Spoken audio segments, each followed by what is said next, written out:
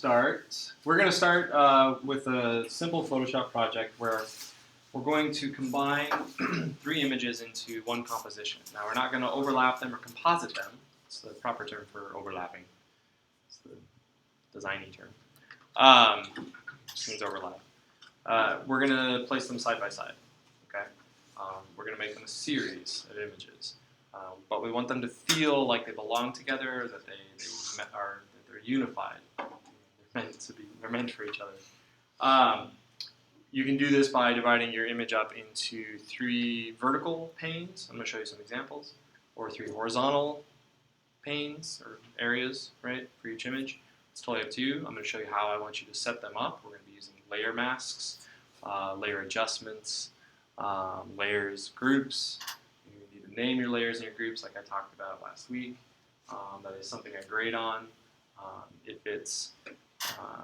I'm a little lenient on the first couple of projects about it, but if I keep reminding you and you're still not like naming or organizing your layers, then I really start taking points off for it.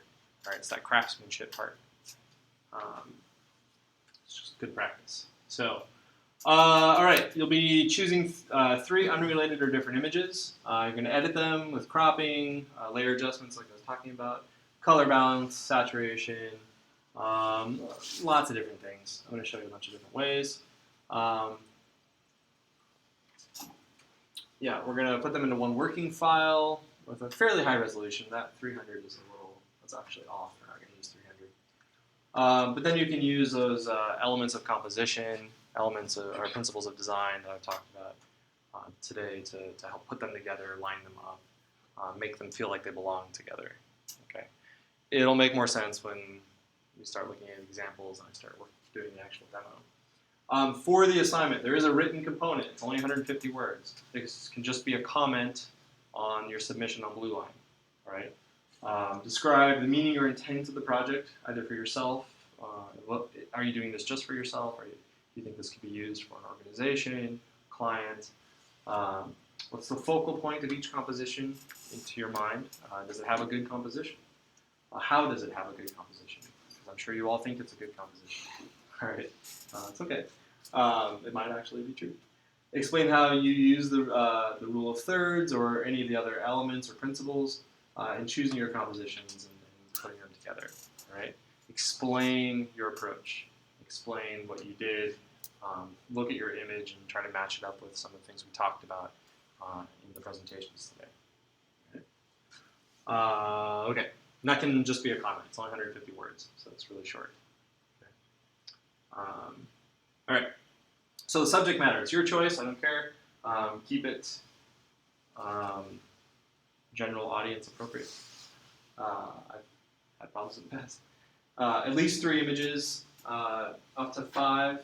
3 is a good number. Try to keep it an odd number. I want you to find a bunch of images and try to play with them. Don't just find the first 3 don't just use the first 3 that you come across. Okay. These images need to be your images or images from friends or family. You can get them from the web. I'll show you how to find Creative Commons images that are free to use. Okay. Size and orientation, we'll set that up in Photoshop, but generally, if we're thinking in terms of print, you're going to turn in one 11 by 17 or 17 by 11 inch print with all the rest of the stuff during the final submission. So we'll set up our document in Photoshop to be 11 by 17. Okay, and I'll talk about how to print or how I want you guys to print a little bit later. So, stick to one orientation, right? Horizontal, vertical. Don't go back and forth. Halfway through your project, be like, I want to do it this other way. Unless you really feel very strongly about it, and then come to me and explain your thinking to me, and I'll either say yay or nay. Okay. So our first steps. Well, this is an explanation of the demo that I'm going to do here in a minute. So it's all written down here. You're going to have the recording of the demo to refer back to too. I think we should just jump into the demo that way. There's no clock in here anymore. That way we have maybe a little bit of time to do some work today. We'll see. All right, let me plug in. Okay, so let's look Let's look at some examples really quick. This is from fall of last year. This is a pretty good one. So 3 separate images using different layer adjustments, mostly color, balance, and saturation. She was able to make them have a very similar color feel, right? They'll look like they're built of the same colors. They're different. They're very different in terms of like shapes. So you've got some organic shapes on the left. You've got some very geometric, regular shapes. And then on the right, you've got a combination of the two. And then there's sort of a movement on the edges pointing us in that sort of reinforces the one-point perspective of the steps going up. So they feel unified. They feel like they belong together. And everything is pointing up and then to the middle. So she's using that triangular composition. Does that all make sense? You guys see that? Hit the chair. I thought someone was behind me for a second. I was like, what the hell? I was a little scared. Okay. Let's see. I think she had a pretty good one. Yeah, this one's really nice. So you've got a nebula, you've got an eye, and you've got a geode. Right? 3 very different things that have similar features, similar elements. And then using color features, she was able to sort of unify the colors across all 3 to make them feel like they fit together. And it gets implied as one shape if you were to take away, so if you, even to make it like black instead of having this white, the white borders between them, you would almost read it as one circular image, almost like an eye. Do I not have, oh, that's us. Shoot, nope, okay. I was looking for one person in particular, but.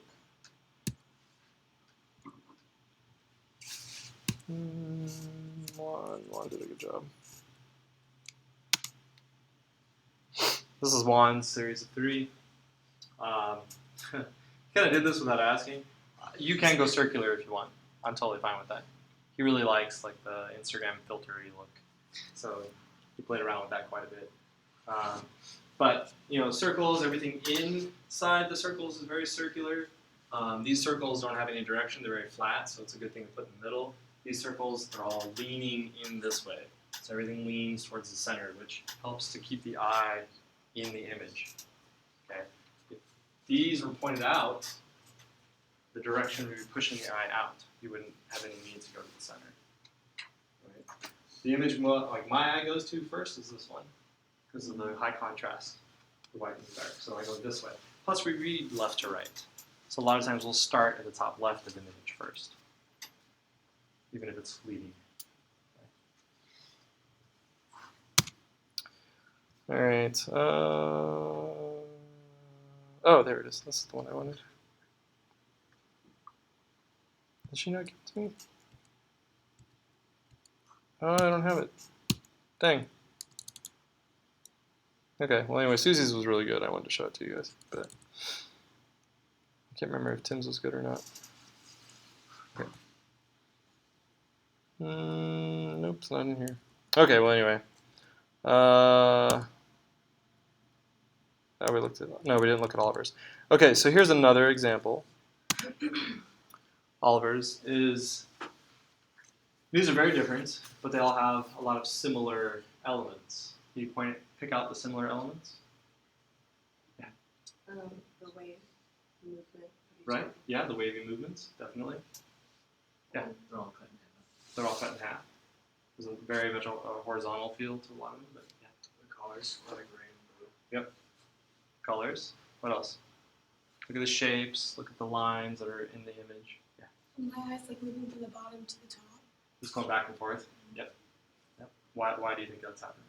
Because there's an arrow. Yeah, because there's arrows. Yep. There's also vertical lines. Even that nail, right? That nail and that lamppost is very similar. All the vertical lines push you up.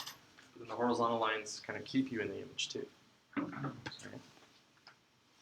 And then the color. Color is a big one. Color is probably the easiest way to unify an image. So let's fire up Photoshop and get it set up. It's a good idea when you start a project to work within a folder. So create a folder on your desktop. Oops. series of 3.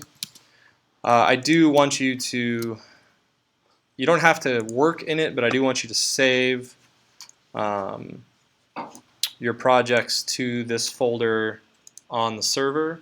We've got a class folder, and I'll show you how to get there. If you're connected to CU Wireless, or you're on one of these computers, we have server space available to us, okay? And you have this too. So you just, if you're on a Mac, you go to your Finder, all right? So the little face. You go to Go,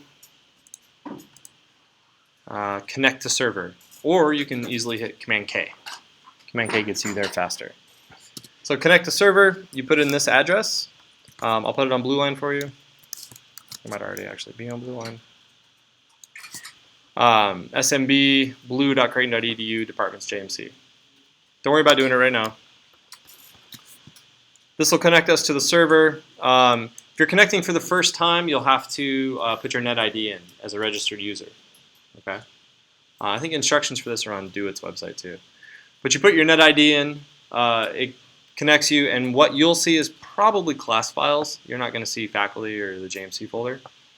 And then you want 324 digital foundations, and then Myers 2016 fall, which is this class. Okay. Just make a folder in here with your name, and you can save your projects in there if you want. All right. You will need to do that when you turn stuff in too. So there'll be one thing you turn on a blue line, but then the rest of it, like your Photoshop file and all this other junk that we have to save, that all needs to get put on the server. It's a little too big for blue line. Yeah. What does this do? That's a good question. What does this do? I think it says I don't think it says anything, does it? no. When do we want this to be due? Let's find out. Tomorrow! No, wait. Not 423, it's 324. It'll be due next Tuesday. Yep, next Tuesday. So we'll have Thursday in class to work on it, and then you'll have on your own in the week, over the weekend to work on it. It'll be due at the beginning of class because then we'll start the next project. Or I'm sorry, we'll critique on Tuesday. So we'll spend Tuesday critiquing, right, getting that feedback for the draft. Because what you're turning in Tuesday is essentially a draft. We'll get feedback, and then you'll have a week on your own, not in class, to work on the feedback if you want and turn in a final version. Or you can take your draft grade. It's up to you. All right? Everybody good with that? Clear with that? So yeah, okay. So this will be due on Tuesday, and we'll be critiquing Tuesday. So, all right. When you open up Photoshop, oh yeah, wait, hold on, sorry. So yeah, create a folder, series of 3. You want to make one on the server with your name, and then usually I usually work on like my desktop or something first if it's a current project. So this will be an empty folder, and then I dump stuff in here and call it good. So we'll create our Photoshop document first, and then we'll run out to the web and get some images. Okay. So when you fire up Photoshop, just click New. There are presets that you can use. There's a paper preset, and then there's probably tabloid, which is 11 by 17. You can use that if you want. If you're working on your laptop and you're concerned that performance is going to be an issue, right? Like maybe your laptop's older and you think it's going to chug with Photoshop, you can cut your resolution down to 150. It doesn't have to be at 300. Okay. If you're working on the iMacs, just keep it at 300. Just use the tabloid preset. That's fine. That is a print resolution. What that means is 300 pixels per inch that's printed. So it's high quality. All right. So it's a lot of information printed every inch. Okay. 150 is half that, and it's still fairly good quality. 72, well, 72 used to be the screen default. It's not that much anymore. Who has a Retina screen, right? So your pixel, your screen resolutions are like 148. Yeah, I think it's double. Is that a double or triple? I can't remember. But it's more than 72 pixels per inch. If you're on a non-Retina screen, it's 72 pixels per inch. So that's where that comes into play, the PPI, pixels per inch. So once again, if you're not worried about performance on your machine, just keep the US paper tabloid preset. If you are worried about performance, you can safely drop that to 150, and it'll still look okay when you print it out at 11 by 17. Okay. Landscape or horizontal is up to you. Just flip these values. I'm going to go horizontal, so we're going to go width 17. height 11, hit OK. All right, so your arrangement might not look like this. Oops, come here. Move some things over here. I'm going to reset this, hold on. There we go. This is probably what your desktop or your workspace looks like. I'm using the essentials. It's over here on a drop down, okay, in the bottom or top right. It's up to you whether or not you want to use this. There's stuff in here you're not going to need. There's stuff that you are going to need. If you're right-handed, it's kind of easier to have everything over on the right because you're over here the most, and then you can just come back and forth. If you're left-handed, you can move everything over to the left. It's just up to you, right? It doesn't matter to me how you do it. Oops, come here. There we go. For sort of standard sake, I'm just going to go with the default outline, which has the toolbar on the left, the option bar up at the top, which options they vary according to the tool, so it's just like special settings for the tool that you have selected over here. We're not going to get too crazy with our tools. And then you just got other windows over here. Now these aren't all the windows that are available in Photoshop. It's like, what, 7 of them. Here's all the rest of them. So as you need them, you just come in here and click on them. They appear slowly. Wow. Then you can drag them and kind of be like, oh, I want it to live right there, and then it lives right there, and you're good. Okay. If you don't want it there, close tab. You can just close it up. These little lines here, this is called a hamburger menu, right? I know that is the technical term. It's just a menu. It's like a drop-down menu for additional options. It's pretty common, pretty standard anymore. Terrible name, but it's used a lot. Okay, yeah, so this is our 11 by 17 image, or at least workspace, all right? The background layer is locked. Layers, the layer window over here, you're going to be moving things around a lot in here. Anything that you have inside your Photoshop document is going to exist as a layer of some sort that you can move around and mess with. But before we get too into it, let's actually have some images to mess with and get started. So let's run out to the web. Okay, so if you're doing image searches, I want you to, as much as possible, avoid using Google image search because it just gives you a mess of stuff.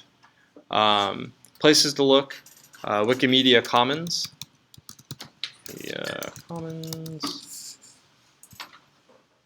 That's going to have some good images, good high quality images. They're all open source, free to use. So you can just here, images.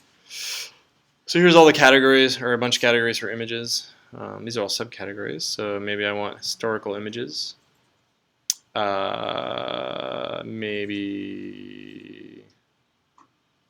historical photography. I don't know. Let's go with this tree. That is a tiny, tiny image. Yep, that's too small. So 319 by 247, way too small. Try not to use anything that is less than 1,000 pixels in its smallest dimension. Okay. What I mean by try is don't use anything that's smaller than 1,000 pixels in its. So okay, this one's 3,700 by 5,600. This is a good size. What? Give me the original file. Yep. So download the original file. It's downloading. Let's go look for some other stuff. All right, so that's a different image. Let's find something totally different. Another good place. Well, okay, if you are going to use Google Images, oops, image invaluable. I don't even know what that is. If you are going to use Google Images, yes, I know. No thanks. You just look for something. So let's go science photos. So ignore all the junk that first shows up. Come to search tools. Size larger than 2 megapixels. And then usage rights. Probably labeled for reuse. You could do non-commercial reuse. That's also fine.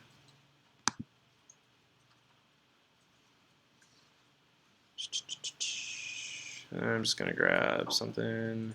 What is that? It's kind of neat. Oh, it's fake. All right, steampunk. Let's see. Science. Sorry. Yep. Junk. Gosh. I don't know. Sorry, nothing's jumping out at me.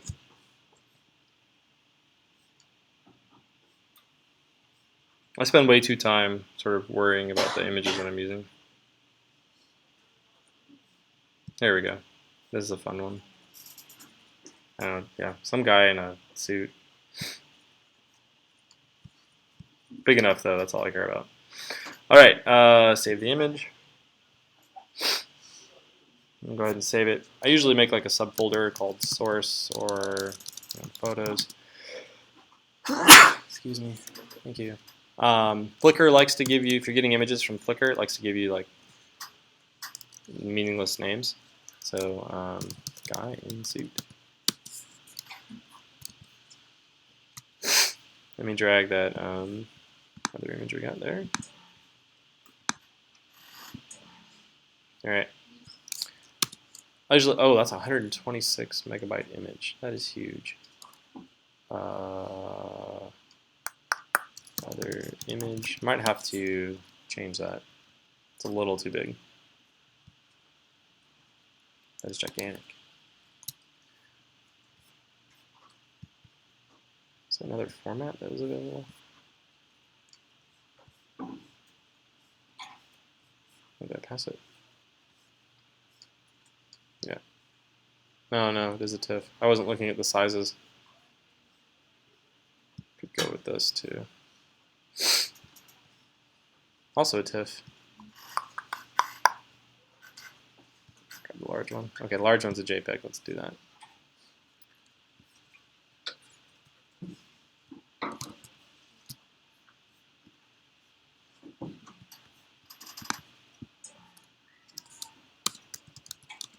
Oh, geez. I didn't realize where it was. Series of 3. Okay. Lossy.jpg. All right. So these 3 images, these are the ones I'm going to use. They're pretty different. That one, that one, that one. Yeah, I mean, they're somewhat different. They're not different enough. Let's find something else that's really, really different. Anyone, throw something out that looks, search for. Anything. Anybody? What? Did I hear something? No? You're a timid bunch. No? What? Just like anything? Yeah. Daisies. Daisies. So it'll keep your same search parameters. No, this is good. That's kind of fun. It's a weird daisy. Save image. All right. All right. One more thing to search for. Anybody? Popcorn.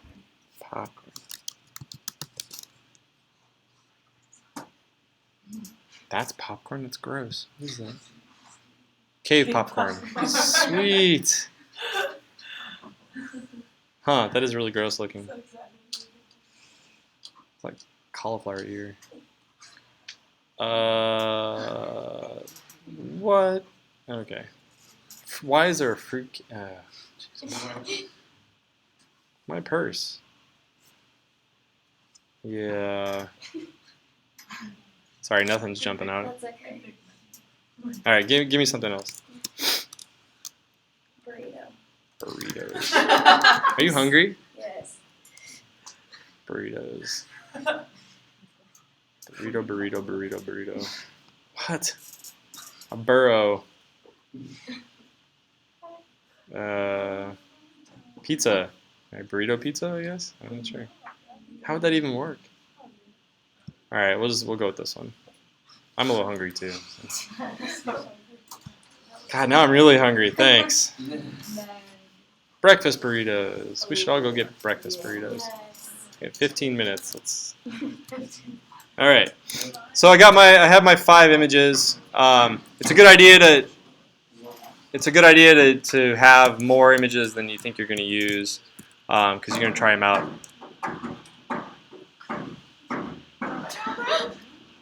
Calm down, buddy. This TIFF image is huge and is going to just kill your performance because it's 126 megs. So if you try to avoid images that aren't just JPEGs, I like this image a lot and I want to use it, so I'm going to fix it in Photoshop. I'm just going to save it. I'm going to export. So I'm going to open it. And I'm going to just do a quick export as a JPEG. And what this will do is give me a much smaller file size JPEG file. It's still saving. There it is. So this is, how big? 5? Yeah, 5 megabytes. All right, so that's a lot smaller. That's great. Okay, so that'll be the one I'll actually use in my composition. So if you find images that you want to use that are huge like that are, the file size is over like 5 or 6 megs, just open it in Photoshop. You can go to export, file export, quick export as JPEG. Okay, and that'll compress it really quick for you and save it, and you'll be good. All right, let's set up our document. I think that might be as far as we get today, actually. And then we'll have to finish the demo on Thursday, and then I'll give you the rest of Thursday to work. But to set up our document, we're gonna have 3 images. We need 3 equal panes in this image. All right, I'm gonna do vertical areas. Instead of like arbitrarily cropping the images down, so actually like cutting out the sections and then just putting them into this composition, into this workspace, that's destructive editing. So you're actually like making a real change to the file. You don't want to do that. You don't want to work destructively. All right, we're going to work non-destructively, and what that means is we're going to work in a way that we are preserving the original file in Photoshop as much as possible, so that if we want to step back or revert changes, we want to undo something, we're not just limited to the maximum number of undo states in Photoshop, which is like 1,000, which sounds like a lot but isn't, right? It's so that we can actually take anything off that we do to it. Any color changes we make, any saturation, any tone changes, any crops, anything like that we can change anytime we want to. So I'm going to show you how to set up layer masks, okay? Which are like taking a piece of paper and we're going to essentially cut out, 3 stencils. And those stencils, those little windows that we're going to cut out, are the areas that each of the images are going to be in. Does that make sense? Yeah? It's like okay. That's what a layer mask is for, right? All right, so we've got, let me turn back over to inches. All right. Contacts, can't see anything. All right, inches, units. So I just went to my preferences, units and rulers, changed my ruler over to inches. It used to be you could right click here. Nope, that doesn't work anymore. You used to be able to right click right here and change it, but I guess that doesn't work. This is a ruler. If you don't see a ruler, it's Command R. All right, so if you don't see the ruler, to bring it up, Command R. Ruler is a good thing to see. You can see there are 2 little lines at the top and the left that are tracking my mouse movement, so that gives you an idea of where your mouse is to the ruler. To set up our layer mask, you need to unlock that background layer. So this shouldn't say background, it should just say layer 0. And then we're going to grab our marquee tool, which is this dotted line box, so that we can draw selections. Okay, and then you can see the width and height is being given to us when we draw these out. We let go and it gives us a selection, which is nice. It's what we want. But what dimensions do we want? We don't know that yet. So we need to divide 11 by 17 up equally with equal margins. Okay, so we got to do a little math. Let's say we want like 1/4 inch margins on the top and the bottom and the right. Top and the bottom and right and left. All right, so 1/4 inch all the way around should be white space, and then 1/4 inch in the middle should be white space. right? So how we figure this out, actually, we're going to use the whiteboard real quick. Well, that's not going to be helpful because I'm recording. Okay. We'll do it this way. That's also not helpful. I'll just draw it out on here. Should have brought my pad in. Okay. This is way more. Okay. So, all right. So we've got an inch here. So if I'm lining up at the top right here. So there's my ½ inch. Here's my ¼ inch. So if I want a margin, that is a really thick line. All right. So if I want a margin here, so essentially I want to cut that out. And then, oops. Right, and then come in a ¼ And I don't want you to do this. I'm just doing this to illustrate what I'm talking about. ¼ inch. All right. So we want that ¼ inch margin all around. But then we also need a ¼ inch in the middle, like one column here and one column here that's ¼ inch. And then the space in between is where our images are actually going to show up. So we need to know what that dimension is of that space in between. How we find that is we take the ¼ inch that we have on either side here. So that's a ½ inch, right? ¼ inch on the left, ¼ inch on the right. Together that's a ½ inch. And then we take the ¼ inch for each of those columns that we know that we're going to need in the middle. So another ½ inch, right? Everybody tracking so far? Right? We take that ¼ inch, both of those ¼ inches, put that together, that's a ½ inch. And then put that together with the other ½ inch that we know that we have from the left and the right. That gives us a full inch of space that is just going to be margins. Yeah? Okay. So that inch of space, we subtract that. That's from 17, so that's 16. So we know we have 16 inches total worth of content area for our panes. Does that make sense? Divide 16 by 3, 5.33 inches. So we know that the width of each of our panes is going to be 5.33333 inches, 5 1/3. Does that make sense to everybody? Okay. Then we already know the height because it's just going to fit inside that bounds. It's going to be, we take ½ inch off of 11, so 10½ inches. So our height will be 10½ inches. So how we can do that? You grab your marquee tool. That's that dotted line.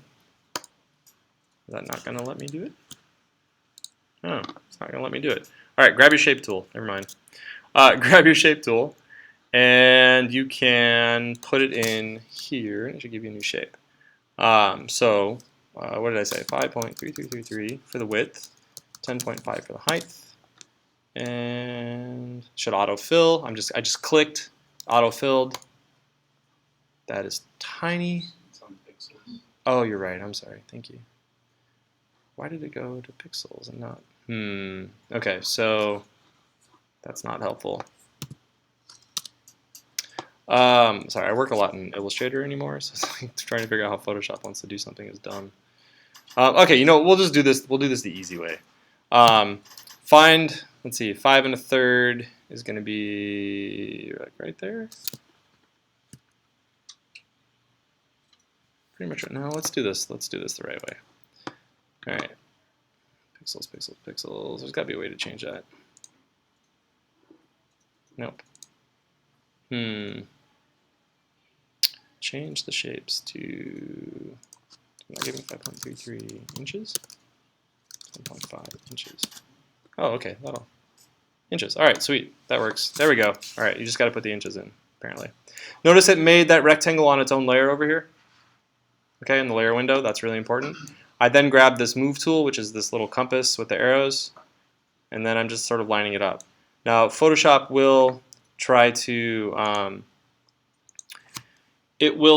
snap things for you automatically when you're moving stuff around, which is helpful sometimes. So I've got that one. If I really quickly want to make 2 more, I just hold Option. Their cursor should change to those 2 arrows, the black and white one. Drag over. Now they're touching, and then I can kind of see, oh, it's 0.2 inches. You just sort of move it until you get close to your 1/4 inch. Hold shift and it'll constrain that direction you're going to. This is close, but it's not totally right. I'm just eyeballing it right now. What we're looking for are these. We need 3 black rectangles that are going to be our panes. All right, because then we're going to use these shapes to cut them out of the background shape. But we'll do that on Thursday since it's already 10:40. Long day, sorry. I'm going to stop the recording, but are there any questions? No? So there's nothing due for Thursday, okay? Thursday I'll finish the demo and then give you the rest of the class to work. All right.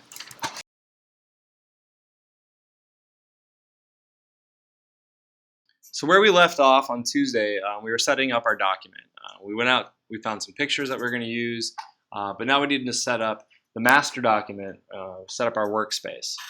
So we created these 3 shapes. We figured out the margins that we wanted to use. They're 1/4 inch margins. We're using an 11 by 17 format, or 17 by 11. And we figured out that we wanted kind of an even 1/4 inch between all the panes. We did a little bit of math. It was pretty easy.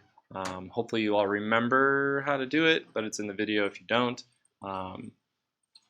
Addition, subtraction, division. You'll be okay. You're in college. You should be okay with that. Okay, and then we created 3 shapes. All these shapes are on different layers. Now these are shapes, not marquees that we pulled out. This tool here is a selection tool called a marquee, which can draw rectangles and squares for you, but we really wanted to use this shape tool down here at the bottom. Oh, that does work. Good. I don't know. I might just use my trackpad. It's a little easier.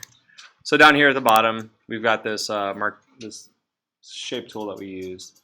A lot of these tools, you'll see like this little arrow down here at the bottom.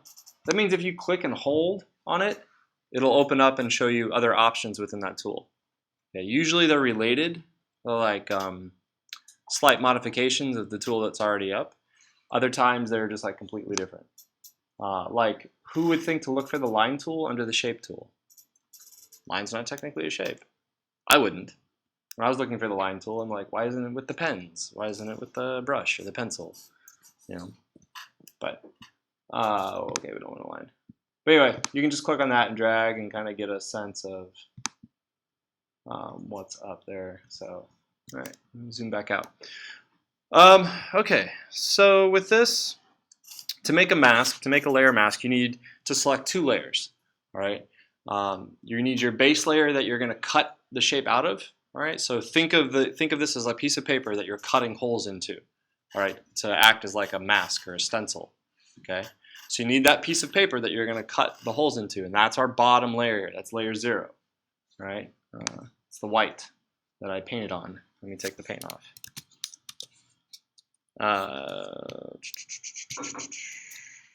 Yeah.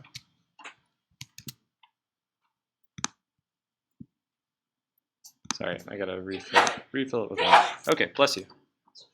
All right, so that bottom layer is that layer that we're gonna cut the holes out of.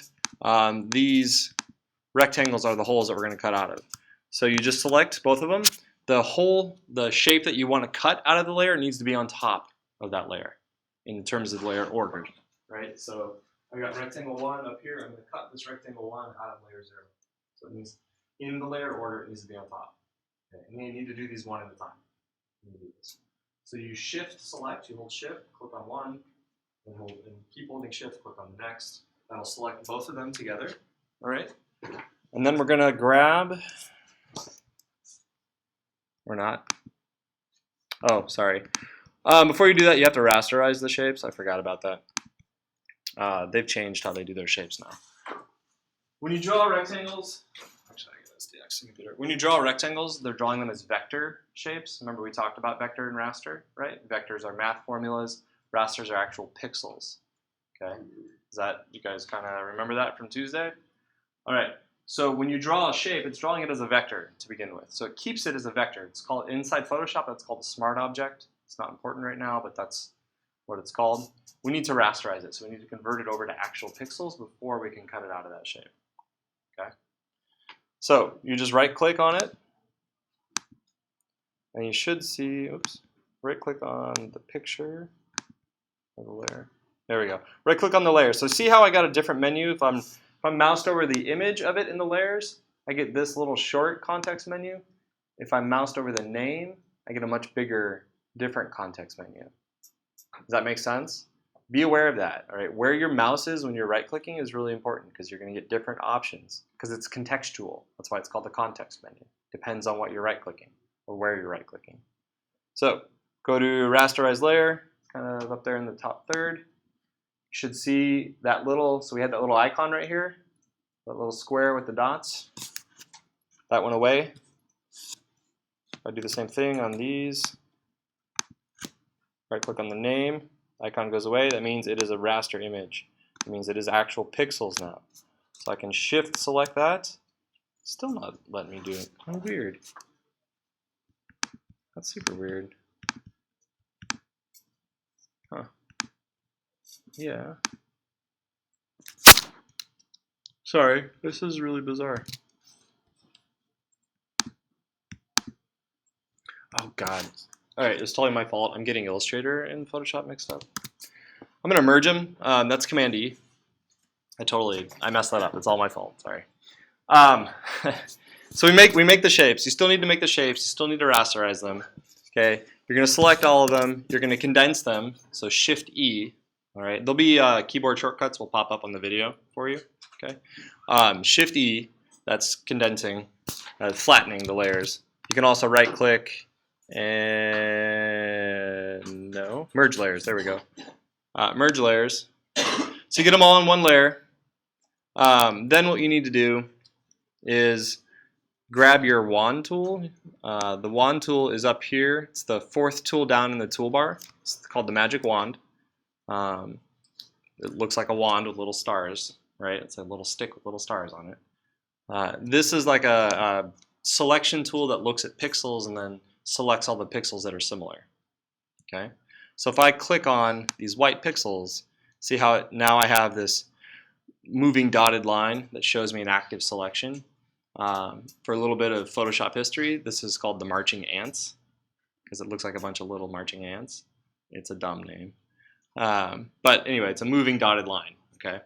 So what we've done is we've selected all of the space between these three images. So if I turn off that bottom layer, you can kind of see that checkerboard grid underneath, right? That means it's transparent, right? We want that selected. I think we want to invert it. So where is it? Adjustment, invert. Oh no, wait, sorry, selection, invert. We're going to invert the selection, so now we're selecting the spaces that, of the squares themselves. Okay. Alternatively, you could just hold Shift and select each of the squares and be a little faster. So with that selection active, okay, with the border moving around like this, like we have it, you need to then select your bottom layer, the layer that we're applying the mask to. This button down here with the little circle, little gray circle, the little cutout circle, this is your mask button. Okay. So if we click on that, it gives us this little image next to it, which is the stencil sitting on top of the layer. All right. Anything that is white you can see through. Anything that is black is occluded. You can't see through it. That makes sense? So let's see if this actually works. See if I did this correctly. So what we're going to do is we're going to move these around. Oh, okay, I got it backwards. Sorry. So let's select this, and then we'll invert the selection. There we go. Put that underneath. So now you see if when I move those squares around, you still have those white, the white borders in between. That makes sense? Like it looks like we have windows cut out now? Or is everyone really lost? Let me put a layer underneath again. Because this is acting as a window. This always needs to stay on the top. All right? It's literally a stencil, okay, that you see through. So if we put an image, let's grab one of our images and put it in here. Breakfast burritos. Right? select it. It opened it up in a new tab. You see my tabs up here, the different documents I have open. I'm going to put it in here. It's underneath it. Now do you see that stencil? That's what that did. All right, so black you can see through, white you can't. All right. I always get it confused. But does that make sense how we did that? You draw your square or rectangles. You put them on one layer, right? You either select them or the background. It doesn't matter. Oh, select. It'll be faster if you select the margin areas, okay, not the squares. Okay. Then go to the layer that you want to cut it out of, and then click your image mask button. I can go through it again. Well, let's hide that. All right, so I'm going to go ahead and delete that. We're going to set it up again. Let's see, it was what, 5.33 inches by 10.5 was it 10.5? Yeah, 10.5. Oh, it did pixels, didn't it? Yeah. 5.33 inches, 10.5 inches. All right, there's my rectangle. I'm just gonna kind of line this up. I don't have my guides anymore. You can, the guides I drew on there with a pen were just sort of, you know, goofy pen guides. There is a feature called guides that you can pull out from the rulers. So if you click and drag from the rulers, you can pull guides out. That's not very, okay. That's not very accurate, but you can do it. A much more accurate way would be, let's see, layer, no. Where'd it go? View, there we go, view, new guides. This gives you a menu. Okay, I want a vertical guide at 0.25 inches. So there's my 0.25 inches. I want another guide at, what, 16.25 or 75 inches. This is gonna give me a guide over here, 1/4 inch from that edge. And I want a horizontal guide at 0.25 inches. And I want another one at 10.75 inches, right? And then just doing the math, we know that we want a guide. Well, if you want, you can pull your guide out here. What is that? Be like 5.58, I think. Let's try that. Let's just make the new guide. Let's go vertical again. 5.58 inches. Yeah, pretty close. 5.58 plus 0.25. 83. Okay. 5.83 inches. So see how that gave me my 1/4 inch, right? So I'm just doing the math and adding it. It's always coming from the left, from the top left, okay?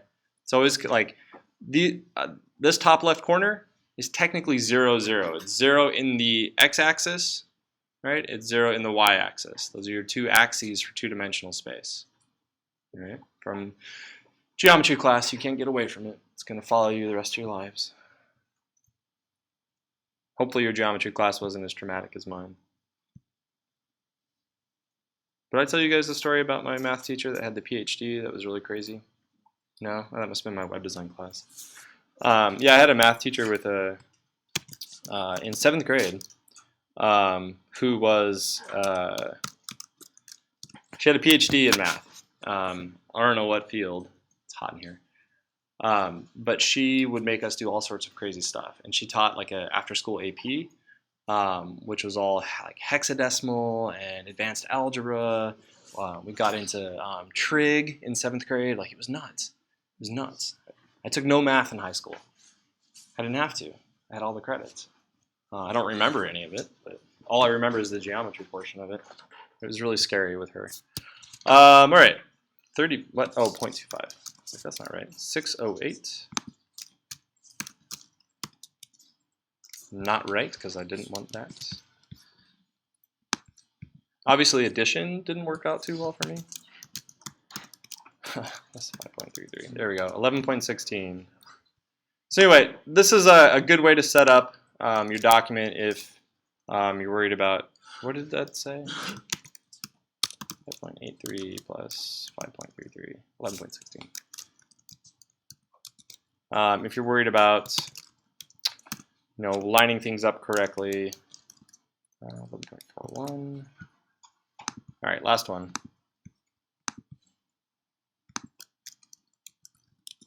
Okay, so that's all the guides I need.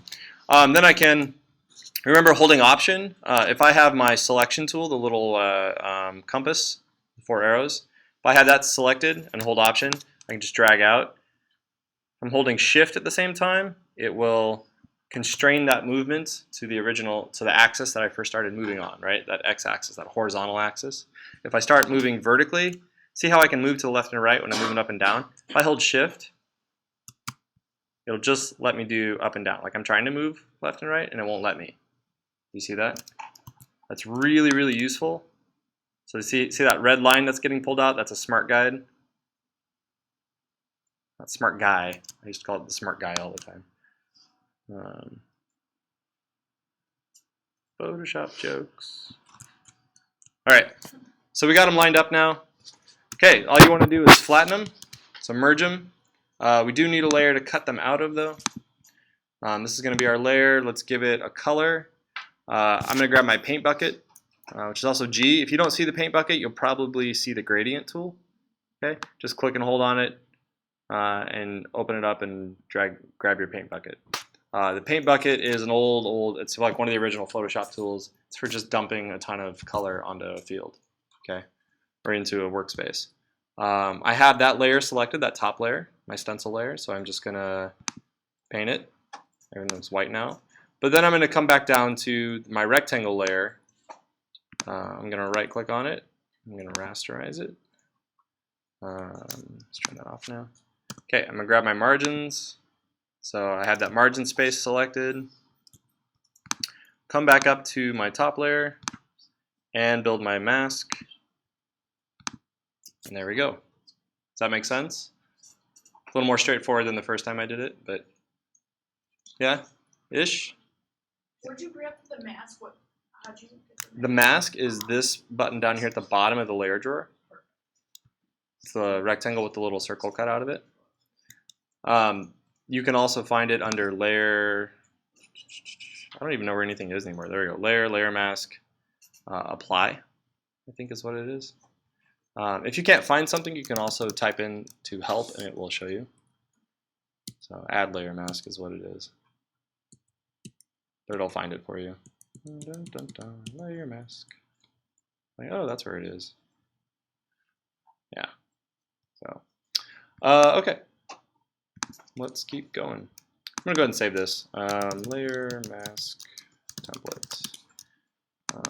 Burritos. Remember, we want to name all of our layers as much as possible. We're gonna call this main layer mask. All right. In the interests of having sort of good If we wanted to use circles, would we just use the shape tool to... Yeah, just make circles, rasterize the circles. Yeah, exact same way. Like you can do any shape, really. And if you want to, you can use any shape. There is, if you want to get really crazy, there's polygons, there's a custom shape tool. The circle tool is this ellipse tool. But if you want to choose circle, you need to hold shift while you're dragging it out, so it constrains it. If you don't hold shift, it's going to just drag like, see how it's making just ovals, ellipses. But if you hold shift, it makes circles. I don't know if that's easy. That's like impossible to see. Wow, sort of can see it. There we go. So, okay, good, yeah. All right, any other questions before we keep going? No? All right. In order to, we want to keep our document always organized. So that means, naming things, but also using groups. I'm gonna, which are just folders. I'm gonna make a group called layer masks to stick these things into. I can collapse it. If you have tiny little layer icons, like you have tiny little pictures on your layer, in your layer window, you can always come up to the hamburger menu for the layers Click on that. Come out to panel options, which is down at the bottom. And then just select a bigger thumbnail image size. I use the largest one just so I can quickly kind of glance over and see what it is. All right, I have friends that just use the text, which is baffling to me, but they also are really good about like explicitly naming their layers. So I'm not. I come up with things like burritos, which I guess is sort of explicit, right? It's a picture of burritos. But anyway, I like pictures. So, all right, then I'm going to put burritos in an image or in a folder too because we're going to do some stuff to it.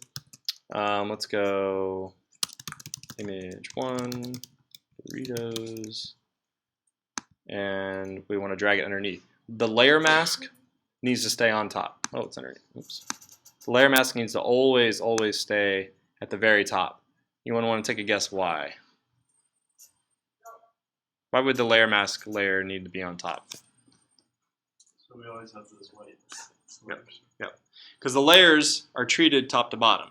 Like if you're looking, it's just like paper, right? It's just like paper. So you got to think about it. When you're looking at a Photoshop document, you're looking down at a bunch of different pieces of paper sitting on top of each other. All right. The order in which they're sitting on top of each other is the order top to bottom in the layer window.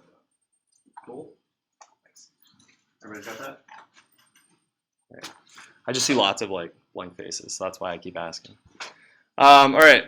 Let's. We got burritos and burrito. Yep. All right. Cool. Let's throw. Let's bring our other images in.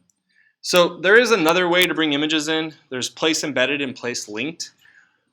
What this does is it lets you put images into a document without having to open the image in Photoshop first.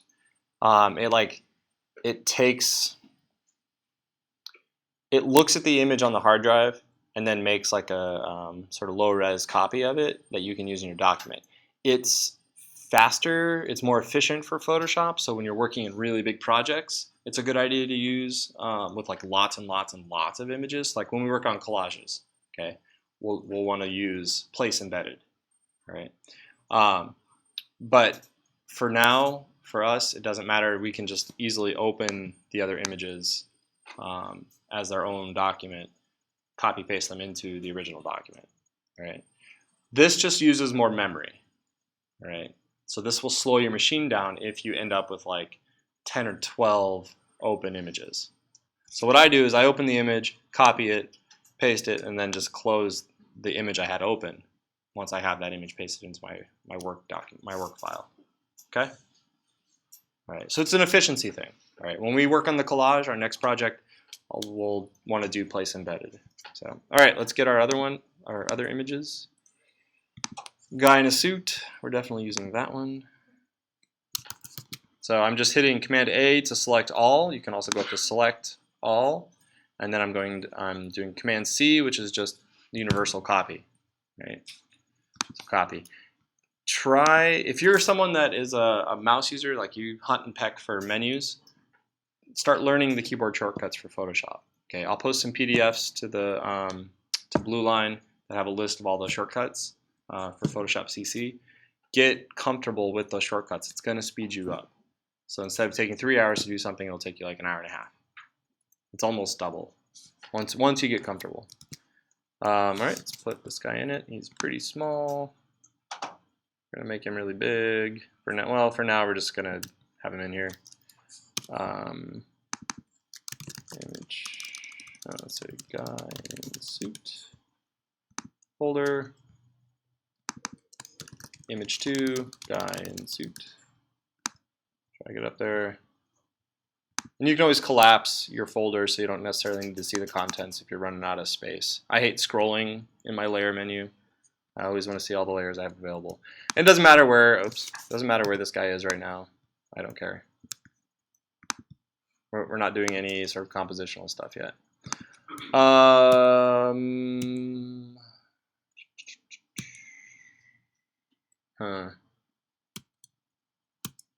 Maybe this one? That burrito's throwing me off. I'm not sure we're going to use it. Alright. Copy this one. Put it in here. It's a good size. I don't need to mess with it yet. Drag it out. It needs to be in its own folder. Image 3. White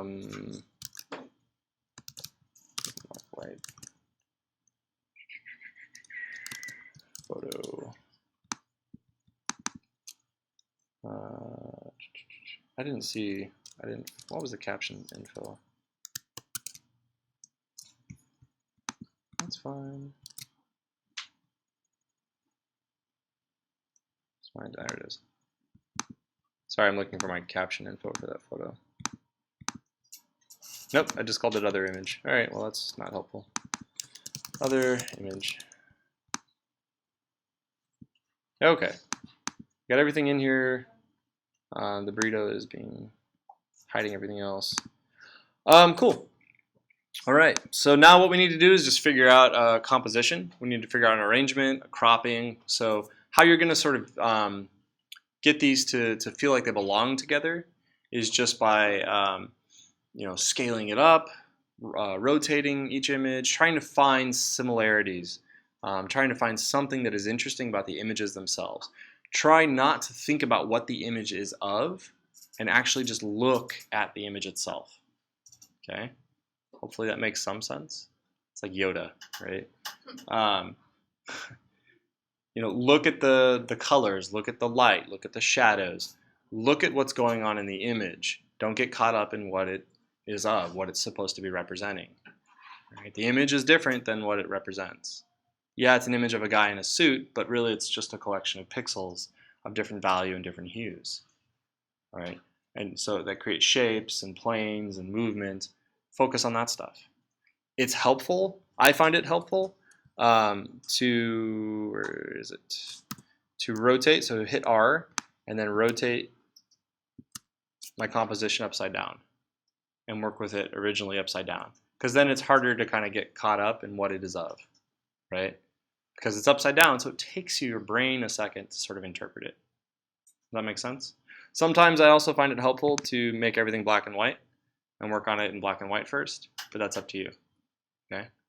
I talked on Tuesday about how we're going to be doing non-destructive editing. So all the changes, all the adjustments that we're going to be doing are all going to be done using layer adjustments. All right. Layer adjustments you can find them at the bottom of the layer window. It's the little circle that's cut in half, dark and white. If you mouse over it for just a second, it will tell you that it's the layer adjustment menu. Create new fill or adjustment layer. These are all the different adjustments that we can do to a layer. So we can play with the brightness and contrast, the levels, curves, the exposure, the vibrance, yada yada. You can also find these up here under image adjustments, but if you take them from up here, they're destructive. Okay, so they're being applied to the actual pixels of the image. If you do them from this menu down here, it puts it on its own layer, like the layer mask, and so it's just sort of like an overlay that you can take off and adjust anytime you want to. And that's what we want to do. Okay, so don't take it from the menu at the top, take it from the menu at the bottom of the layer window. All right, let's open up our images and kind of move them around. That burrito is really throwing me off. I think we're gonna go, so he or she, I don't know, has kind of a triangular arrangement, so I think I'm gonna put her in the middle, or him, I don't know, so that she's kind of like that.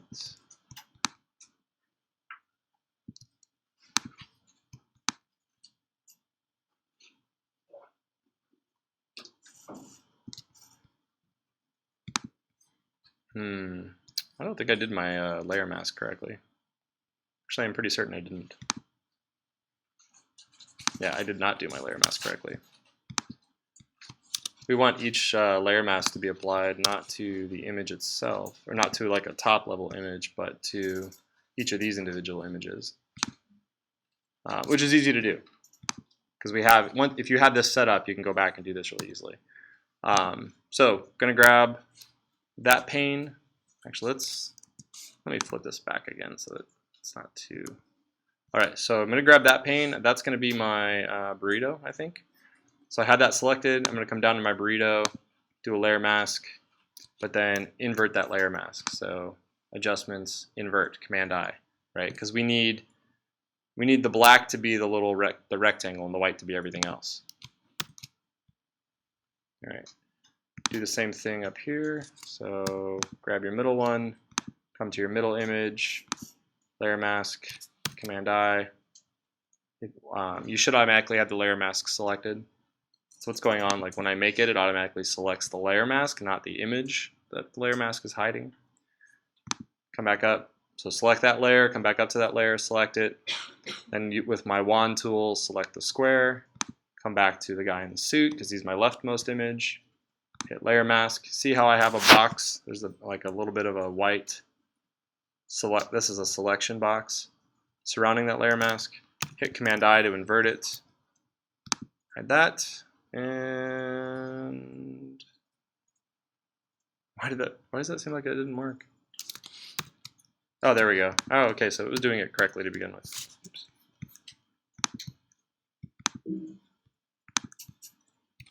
All right, you don't have to invert it. I was messing that up myself. Okay, that's better.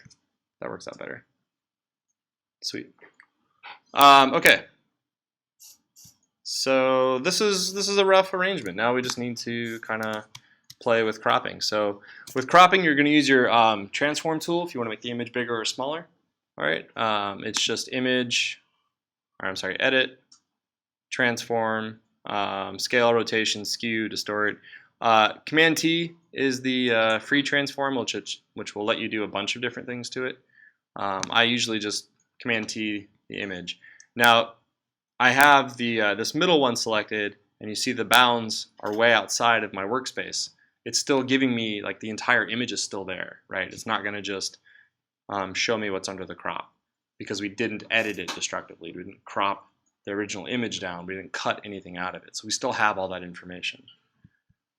So I can make it bigger. Maybe the eyes kind of make it difficult to crop too much. Oh, okay. So see how it is moving it around? It looks like it's been cut, right? That's because my layer mask is moving with it. That's what the little chain right here means. It means they're linked together. So I'm actually going to undo. Oops, I'm going to undo a bunch of stuff here. Maybe. Let's redo that. Okay. I'm going to unlink all of those because I want that window to stay consistent. I don't want it to change at all. All right, I just want to change the image inside of it. Then we'll come back. Now we can move it and adjust it, and it stays like it's a window. That's kind of fun, actually.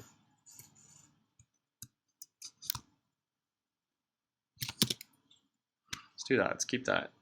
So anytime you use the transform tool and you make a change and you want to keep that change,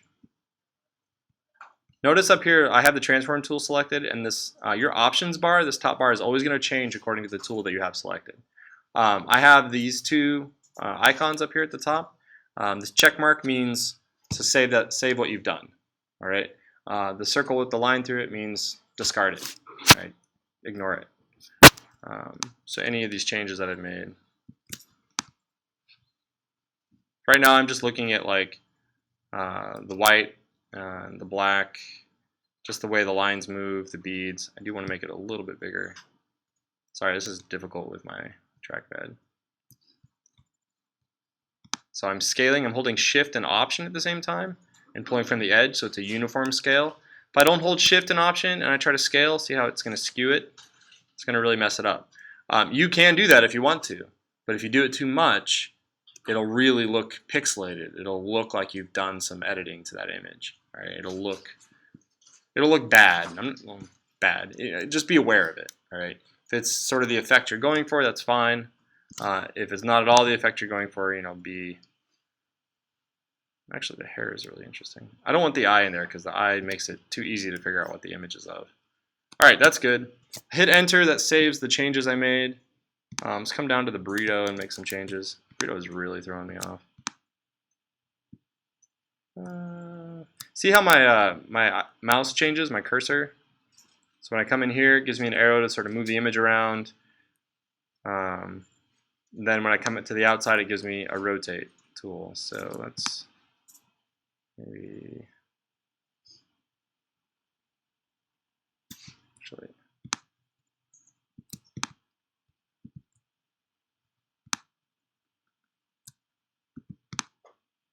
I don't know what I'm doing. I'm just playing. I'm gonna line up. See it? See this curve right here? I'm lining those two curves up. It just seems kind of interesting to me. All right, enter to save that selection. Come out to the guy in the suit. He's got some curves too. So the curve of his helmet here almost kind of lines up there. Good. Bring it up there more. It's hard to differentiate that one right there, but we can maybe do some stuff to it to pull it out. See if we can get that to line up just a little bit better.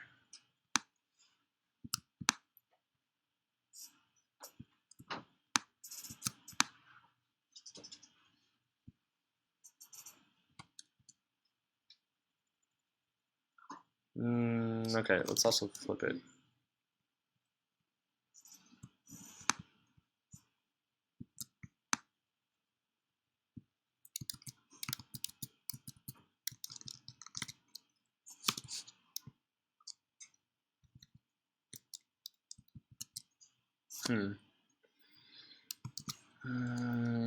Image, oh, not gonna let me do that, huh? So I want to flip it completely, like 180. Image, oh, it's let me do the whole thing. I see what you're doing there. I got you.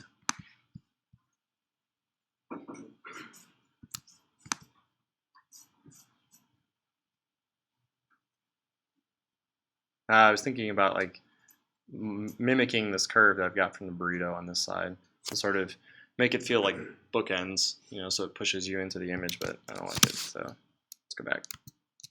Okay, we'll just leave it. God, I really don't like that. Okay, we'll leave it here for now. All right, so that's some basic cropping and sort of adjusting to kind of get a sense of how they fit together, right? Just be looking at your images and try to fit them into something so that they feel like they belong together. Then you go and you use your adjustment layers. You select your image, so make sure you have the actual image and the layers selected. Go to your adjustments. It's always a good idea to sort of start. Well, like here, actually, let's go to the middle one. I want to even it out so that this background is a little bit more noticeable, so that the white of the head cloth stands out a bit more. So you can do that with your curves. Or I'm sorry, not your curves. Just delete that. Levels. So levels give you this graph of all the black and white pixels, the value of the pixels in your image. All right, here's all your white pixels. You can see I have a lot of white pixels, like the spikes at the very end. So the whitest pixels here, there's more of them than there are of anything else. I can adjust that, so I can make it so that see how much brighter the image is getting. Actually, it's all the images. Right now, it's all the images underneath it. It's applying to the burrito too, but I'll show you in a second how to apply it to just the middle image. I can make them all really dark. I can move my gray around, so that flattens it out. It makes the darks really kind of lightens the darks. Do that just a little bit. I can also change the value of my white. I can make it darker. I can make the value of my dark pixels. I can make them lighter. Let's leave it right there for now. So it's right here.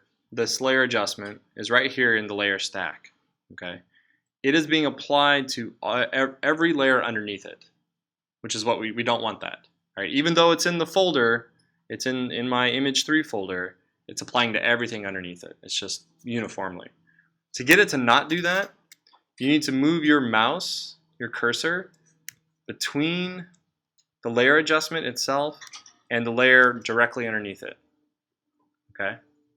Once you've done that, you hold Option, and you see how the icon changes? It becomes a square with a little arrow. It's saying, oh, apply it to, it's now letting you apply it to just the layer underneath it. Right. So if I click on that, see, then that little arrow icon pops up.